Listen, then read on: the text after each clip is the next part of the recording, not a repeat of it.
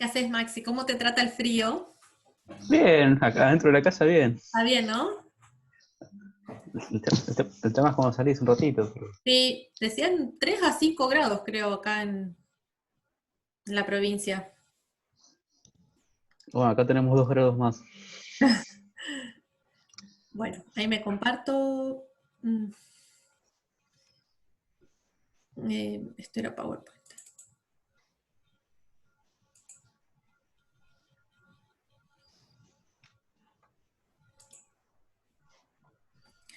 Ahí te hago hospedador. Dale. Son y 10. Avísame cuando sean las 10 y...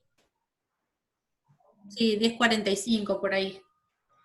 Bueno, dale, ¿Sí? Igual perfecto. creo que llego a explicar todo y hacemos ya el receso para unirnos al otro, al Meet, ¿sí? Ok, dale. Ok, bueno, entonces, habíamos llegado hasta acá. Quiero saber si me siguieron eh, toda la explicación hasta llegar a este punto. Profe, a mí me quedó una duda ¿Sí? en el paso, o sea, como en el último paso antes de que se combinan dos variables, o sea, ¿cómo se combinan? Bueno, en particular, está bien la pregunta. Vamos a tomar esta determinación. En principio nosotros llegamos a determinar con el método de Buckingham estas cinco variables adimensionales, ¿sí? Pi1, Pi2, Pi3, Pi4 y Pi5, que es las que describí acá. Lo que es, digamos, con el conocimiento que nosotros le damos o la explicación, hasta este punto es suficiente para que ustedes los desarrollen en los ejercicios. ¿Qué pasa? Yo les quiero dar como un avance más a este ejercicio en particular, porque cuando hagamos el desarrollo de todo este análisis dimensional en turbomáquinas, tiene como una reorganización adicional de estas variables, ¿sí? Y yo le quiero terminar de dar como el cuento entero, como para que ustedes vean cuál es la aplicación práctica de toda esta aplicación del teorema. Entonces, en particular, y respondiendo a tu pregunta, se combinan dos de estas variables para formar lo que se va a llamar eh, ¿cómo se llama? La variable esta de la carga, el coeficiente de carga, perdón, el C sub H, ¿sí? Pero tiene que ver en particular, yo les estoy dando como algo más que ustedes de hecho lo tienen desarrollado tal cual yo se lo estoy explicando en la unidad, en el capítulo 11 del libro, que corresponde a la unidad 10 para nosotros. Y de hecho ahora voy a hacer unas simplificaciones más todavía para poder también terminar de contarles para qué sirve, ¿sí? Termino con este ejercicio y vamos a ver otro donde es un poquito más sencillo y creo que ahí te va a quedar claro también cómo se utiliza en otro caso. ¿Eh? Perfecto, profe, gracias. Entonces, lo que dijimos es, así como por arte de magia, vamos a pasar de estas 5 variables adimensionales a tener solo 4, porque combino 2 de ellas, ¿está? Y lo que yo les quería decir para que nosotros razonemos es, ¿qué pasaba si nosotros no aplicábamos este tema de Buckingham? Y era, fíjense que yo lo que tenía enunciado primero eran 8 variables que se relacionaban entre sí eh, para poder determinar, por ejemplo, la potencia de la turbomáquina, que es una de estas 8 variables, en función de todas las demás que sé que están interviniendo en el problema. Es decir, yo sé que la potencia va a ser función del caudal que está pasando. Acuérdense que nosotros cuando aplicamos la ecuación de la energía para determinar la potencia de una bomba en una cañería y qué sé yo, recuerden que esa potencia estaba igualada a lo que era el caudal que estaba circulando por ahí, ¿sí? Es decir, la potencia es función del caudal. Pero además yo tengo que mantener constantes para saber y, por ejemplo, graficar cómo varía la potencia respecto del caudal, tendría que mantener constantes. La altura, bueno, la gravedad no, porque es constante, pero el diámetro de la cañería, la viscosidad del fluido, la densidad del fluido y la rotación de la máquina. O tendría que ver cómo varía la potencia en función de la altura de impulsión que yo tenía que elevar desde un pelo del agua, por ejemplo, para una bomba, al otro. Mantengo eso constante, voy variando la altura y mantengo constante el caudal, el diámetro. Y fíjense que uno debería, para saber cómo evoluciona W, variar una variable y mantener todas las demás fijas, ¿sí? Esto, en caso de turbomáquina o en caso de otro problema físico que tenga que ver con la hidráulica o no con la hidráulica, determinaría una cantidad de ensayos que es impresionante para hacer. Entonces, de ahí está la ventaja de agrupar esta cantidad de variables en una menor cantidad de variables adimensionales, de tal manera de jugar con menos cantidad de variables a la hora de hacer los ensayos de laboratorio. Y en particular nuestro problema, fíjense que habíamos pasado de las 5 variables adimensionales a estas 4, combinando estas 2, la de H sobre D y la del número de Reynolds de las turbomáquinas, y aquí, que además, y por otro arte de magia, resulta que el número de Reynolds en turbomáquinas es un número de Reynolds muy elevado. Si nosotros pensamos que Reynolds es la relación de las fuerzas de inercia sobre las fuerzas viscosas, si el número de Reynolds es un número muy alto, se determina que las fuerzas de inercia es un número muy grande, o que las fuerzas viscosas son despreciables, por decir así. Entonces vamos a despreciar y vamos a ver que todo esto no cambia, digamos, la relación de esto con el número de Reynolds, ya que es un número que se mantiene muy alto, ¿sí? De tal manera que cuando se analizan las turbomáquinas solamente quedan vivos, por decir así, estos 3 números adimensionales: el coeficiente de potencia, el coeficiente de capacidad y el coeficiente de carga. ¿Sí? Nos va a quedar otra función, no la misma original, otra función, donde relaciono solo 3 números adimensionales. ¿Qué hago yo con esto? Yo no. ¿Qué hacen los fabricantes de turbomáquinas? Bueno, lo que hacen es, fíjense, por ejemplo, grafican en ordenadas el coeficiente de carga, el C sub H. En abscisas, el C sub Q, el coeficiente de capacidad, y en otro eje, el coeficiente de potencia CW. ¿Sí? Entonces, forman gráficas de este estilo, donde, por ejemplo, pueden ver cómo varía, acá lo tienen marcado, el C sub H respecto del C sub C. Es decir, acá yo leo, por ejemplo, para un coeficiente de carga 0,20, intersecto acá y me va a dar un coeficiente coeficiente de capacidad, C sub Q, de 0,20, me va a dar un coeficiente de carga de 1,2. Y así lo que yo veo, o lo que les quiero contar, que esto, insisto, esto lo vamos a ver más adelante, pero me interesa transmitirles la utilidad de esto, que en realidad uno, o los ensayos en laboratorio, uno no está variando todo el tiempo, ensayando con distintos diámetros de rotor o distintos fluidos. Lo que hace un ensayo que después puede extrapolar a otro sabiendo que el número dimensional se mantiene constante, ¿sí? Eso es lo que uno logra hacer con todo este método. En los enunciados que ustedes tienen en los ejercicios, todos los ejercicios tienen que ver con este tipo de análisis. Y entonces lo que vamos a hacer es, para volver a aplicar este método, lo vamos a hacer en otro enunciado. Perdón, antes de hacer el otro ejercicio, vamos a tomar algunas conclusiones de lo que hicimos recién. Como dice acá, el propio teorema Pi simplemente nos dice qué número de adimensionales uno puede armar. ¿Está? Eso es todo lo que enuncia ese teorema de Pi. pero no nos dice la forma de las variables adimensionales porque esas las tenemos que calcular nosotros, que es lo que hicimos cuando hicimos esos 5 sistemas de 3 ecuaciones con 3 incógnitas. Eso lo calcula cada uno.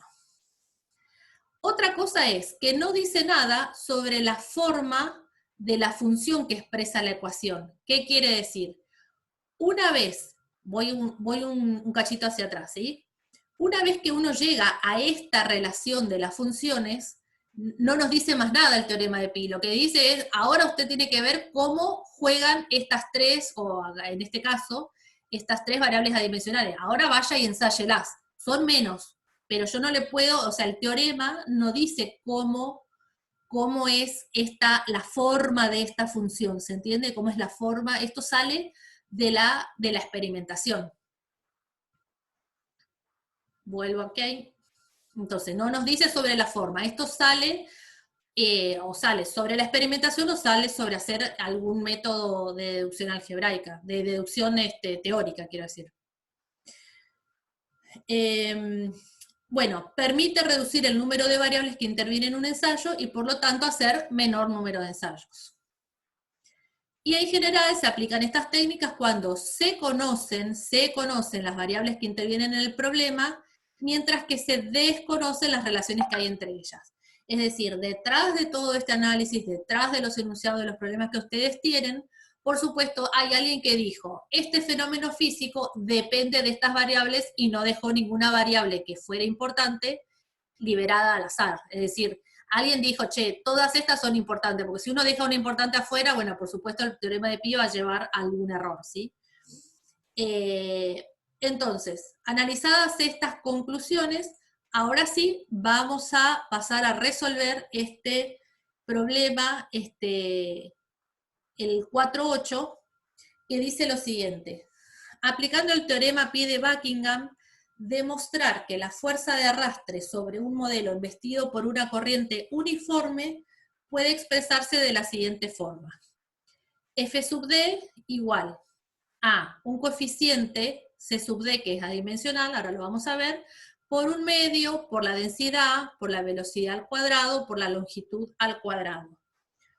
Donde C sub d es una función del número de Reynolds, y sabiendo que este fenómeno depende de la densidad del fluido, de la viscosidad del fluido mu, de la velocidad de la corriente libre y de la dimensión característica. Yo lo que quiero es, Maxi, me vas a tener que dar de nuevo a ser hospedadora porque sabés que tengo que ir a cambiar de pantalla. Dale. Por fin, gracias. Listo.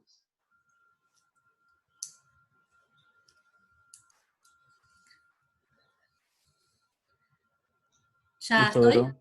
¿Ya estoy? Sí. A ver. Compartir pantalla.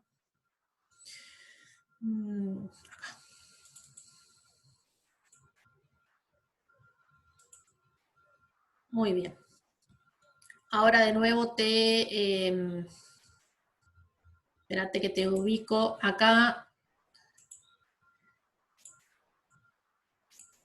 Ahí te volví a dar el comando de la Enterprise. Ok. Bueno, entonces, el problema nos decía lo siguiente. La función de arrastre sobre un modelo embestido por una corriente uniforme puede expresarse de la siguiente manera. ¿Qué es la fuerza de arrastre? Cuando uno tiene, acá les voy a ilustrar un poquito esto, ya lo hemos visto en algunas filmaciones, pero supónganse que tengo un modelo que está quieto y estacionario, que está siendo embestido por una corriente cuyas líneas de corriente son estas, ¿sí? Si uno las dibujara, bueno, más o menos lo hemos visto así, ¿no? Cuando sucede esto, sobre el objeto se dan dos fuerzas. Una que se llama fuerza de arrastre, que es una fuerza que es paralela al sentido del flujo. Esto se llama FD, que viene de la expresión en inglés, está siempre puesta así como FD, drag force. De ahí viene la D, y está en toda la bibliografía, está en general así. Y la otra fuerza que se da es una fuerza que es perpendicular al sentido de la corriente, que se llama FL, que es fuerza de sustentación, lift force. ¿Sí? Se los escribo porque lo van a ver en varios lugares en la bibliografía, en el libro nuestro y en otra bibliografía. Muy bien, entonces, ¿qué es lo que nos dice el problema? Nos dice, fíjese o trate de ver cómo con todas estas variables que están involucradas en el problema, usted llega a una descripción similar a esta que yo le pongo acá, ¿sí? Quiero explicarles que esta que está acá remarcada en turquesa, en realidad nosotros la vamos a determinar de manera analítica cuando empecemos con la unidad 5. Pero bueno, vamos a ver qué tan cerca de esta expresión vamos a poder llegar utilizando el teorema Pi de Buckingham. Entonces, si yo tengo que seguir el caminito que dije hoy, vamos a describir cuáles son las variables que están interviniendo en este problema. Las variables, fíjense, son... No sé qué ustedes ven esto que me aparece cada 2 por 3 un mensajito. Bueno, las variables son, primero, la variable dependiente. Esta no me la tengo que olvidar de listar. FD, la fuerza de arrastre.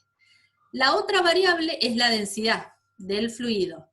La otra variable es la viscosidad del fluido. La otra variable es la velocidad de la corriente libre. Y la otra variable es la longitud de una dimensión característica. Fíjense que acá, yo, si tengo que listarlas, tengo n igual a 5 variables, ¿sí?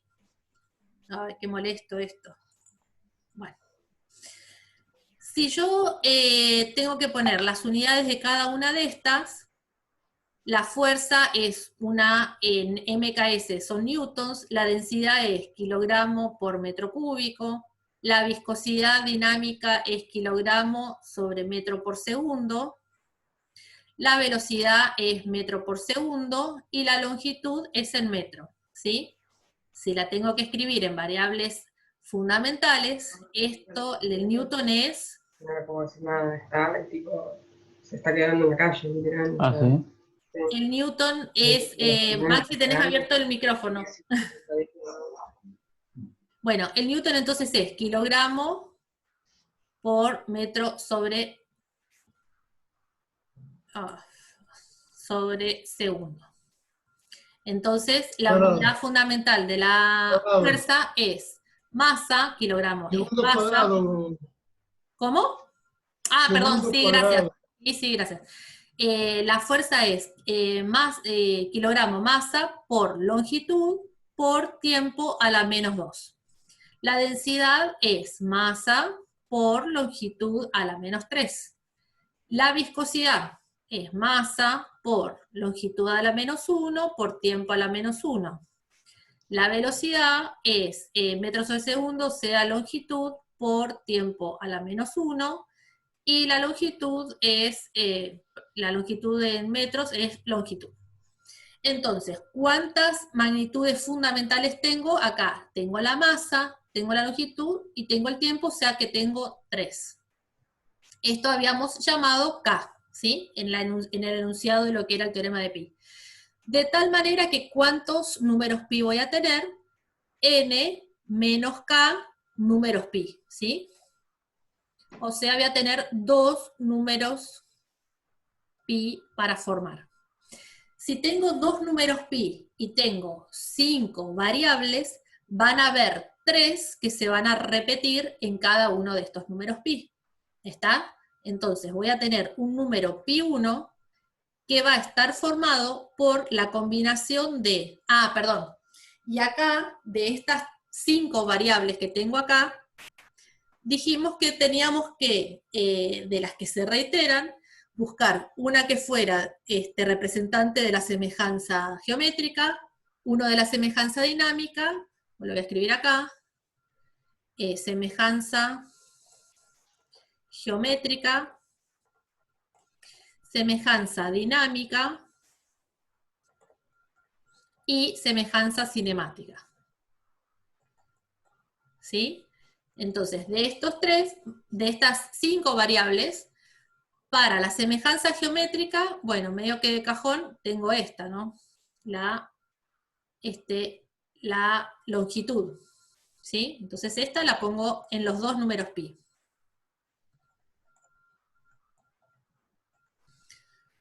¿Sí? Esta como representante de la variable geométrica.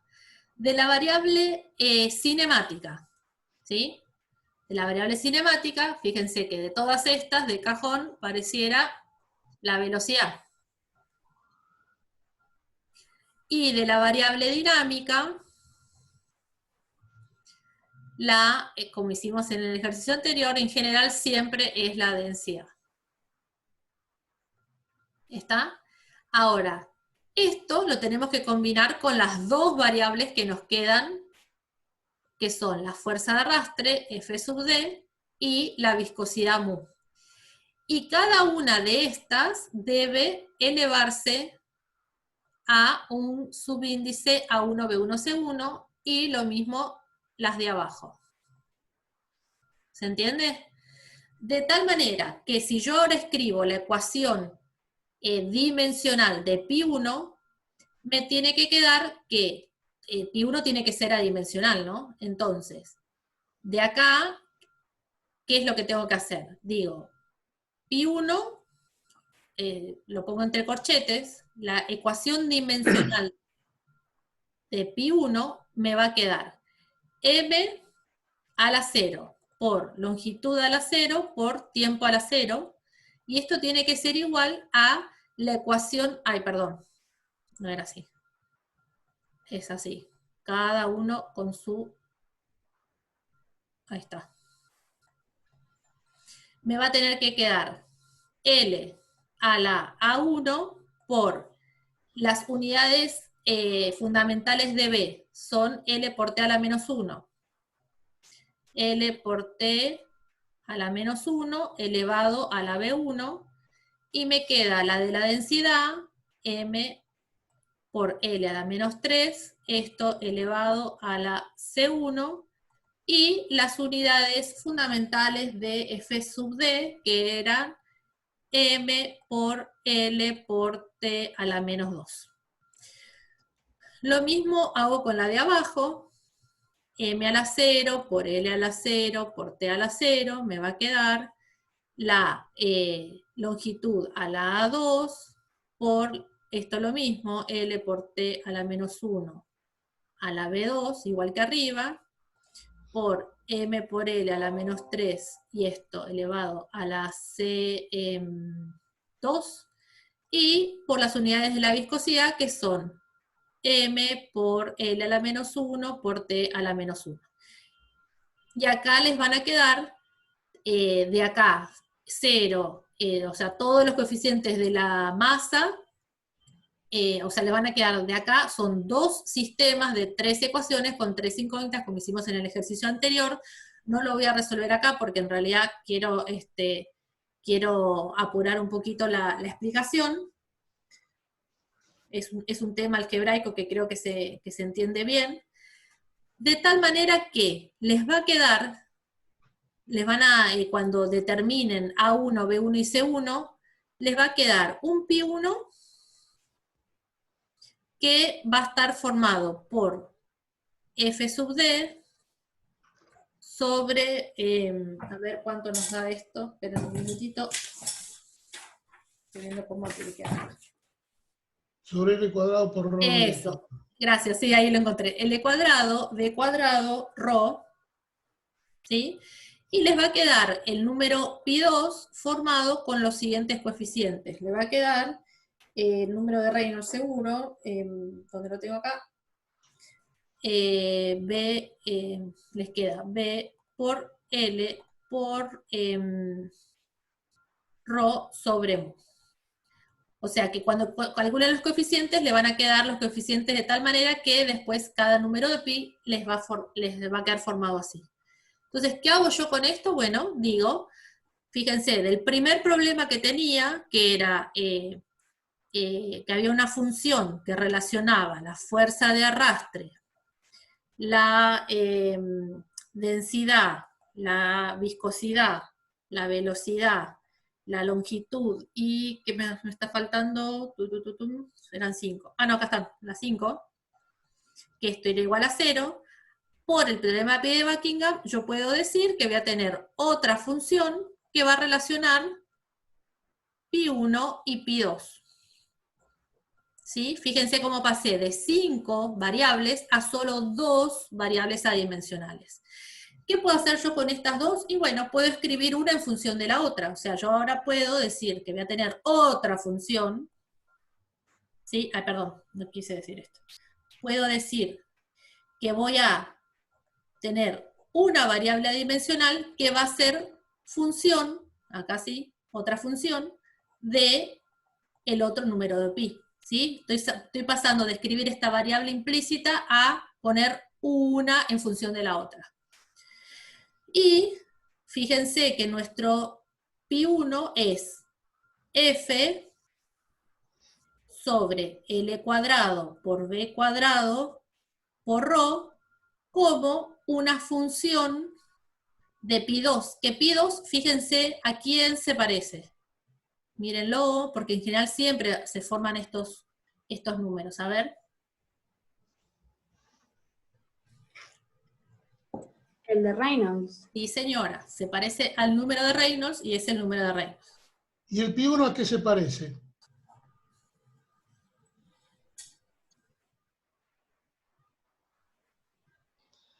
Fíjense que FD sobre L cuadrado es como una presión, ¿no? Por eso sobre área, presión, ¿no?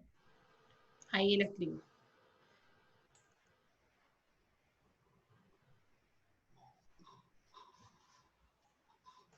Esto de acá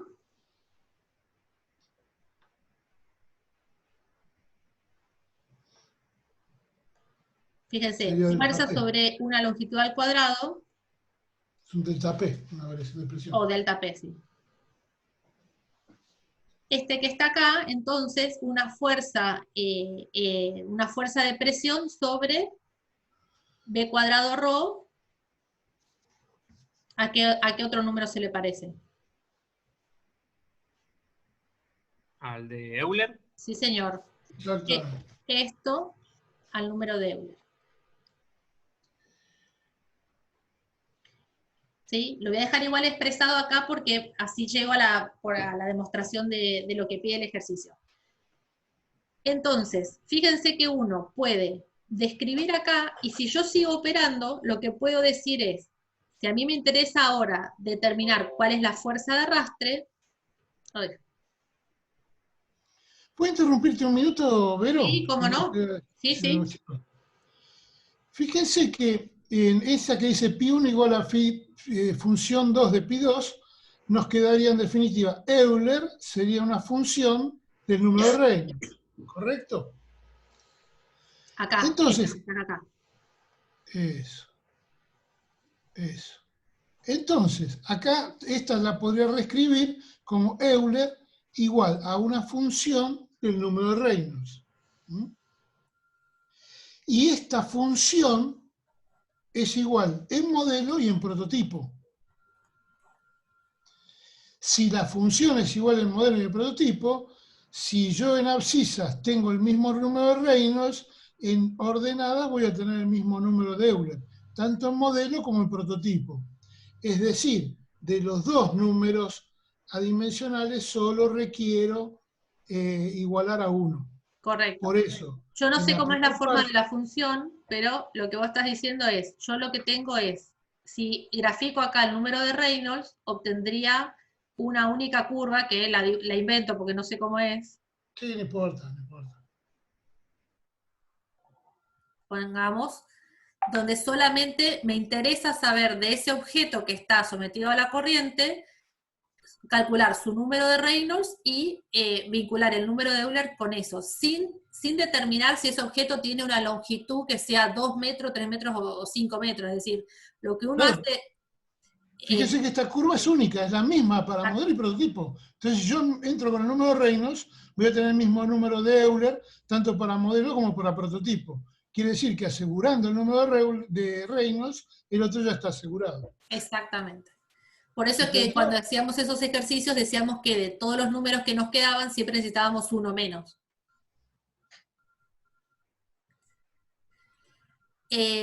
Muy bien, sigo entonces con esta descripción que tenemos acá.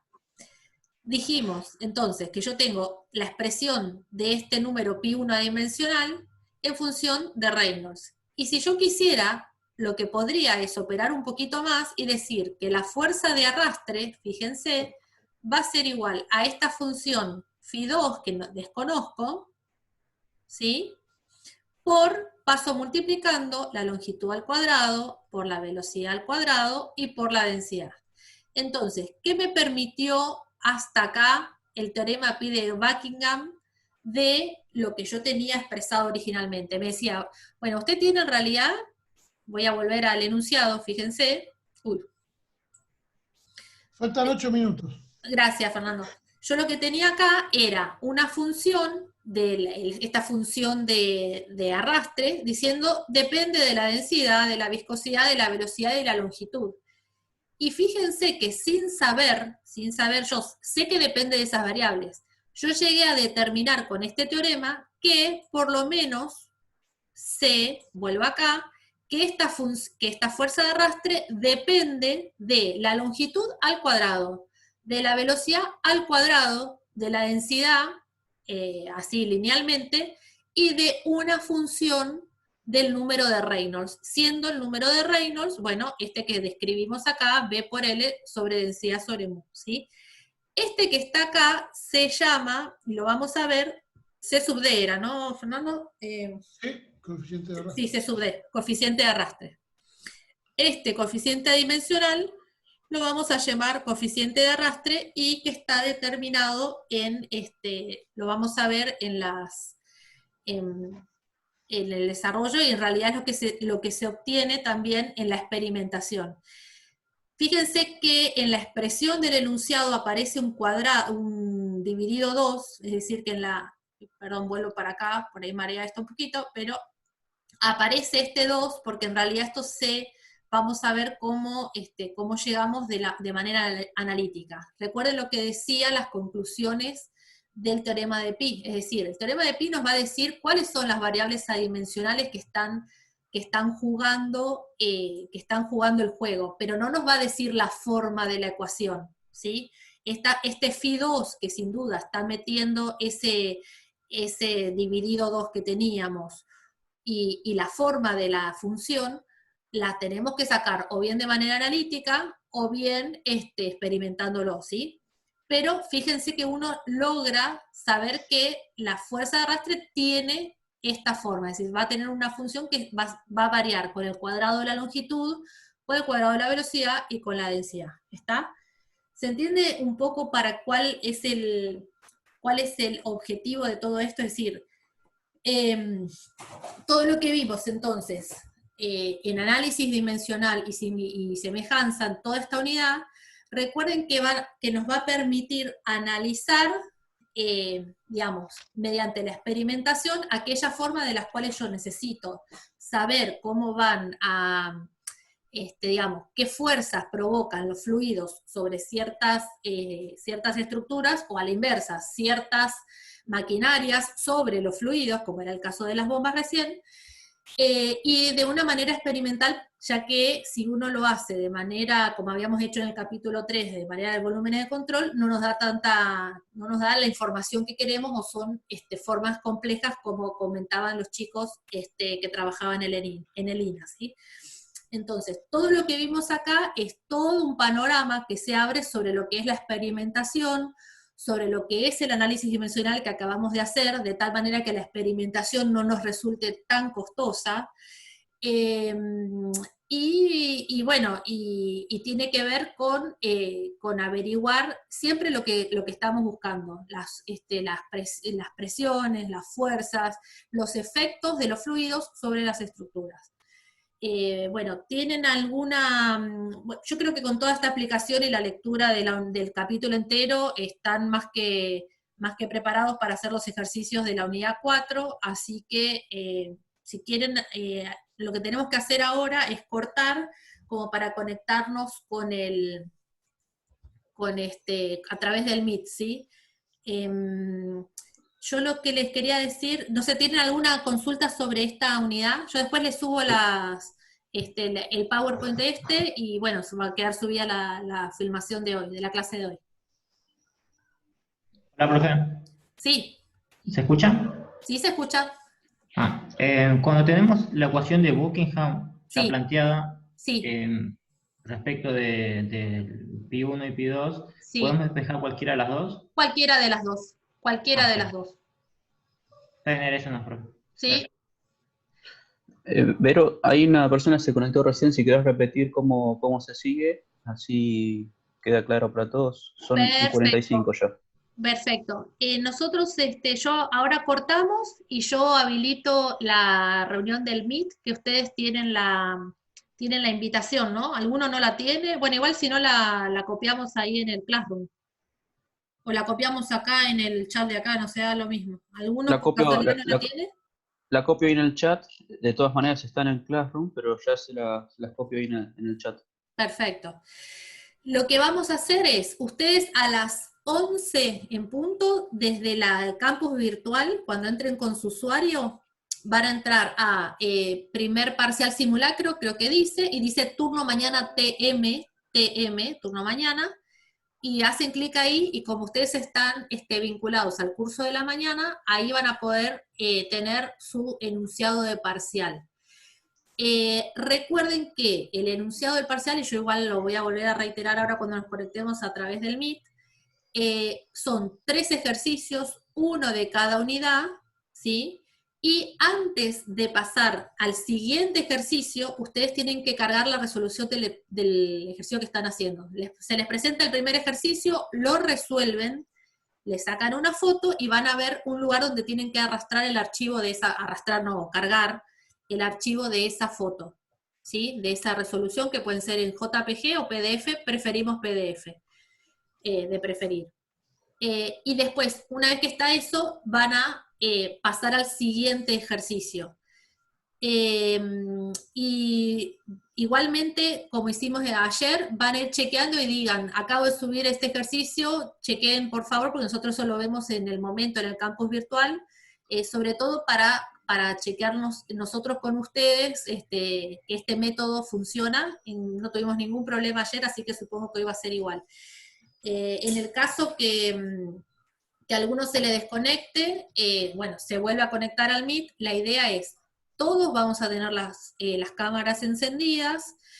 Si alguno ve que eso hoy falla, lo que sea, tiene 3 semanas para resolverlo de acá al día del parcial, ¿sí? A ver, no sé si tengo alguna consulta puntual. Profe, una pregunta. Quería saber, ¿no se pueden hacer, no podemos escoger el orden de resolución nosotros? No, está seteado así, es de manera aleatoria y así les va a salir. En el caso de que tengamos, por ejemplo, una duda importante en el ejercicio 1 y no sepamos cómo encararlo, ¿podemos saltear directamente al siguiente? Sí, correcto. Si vos le pones siguiente, o sea, si tenés una duda de lo que estás ahí resolviendo, para eso estoy yo y vamos a estar las 2 horas, me preguntás si falta algo o lo que fuera, y si no sabes resolverlo, salteás al siguiente, pero ya no puedes volver al anterior. Gracias. Sí, queda ese como sin responder.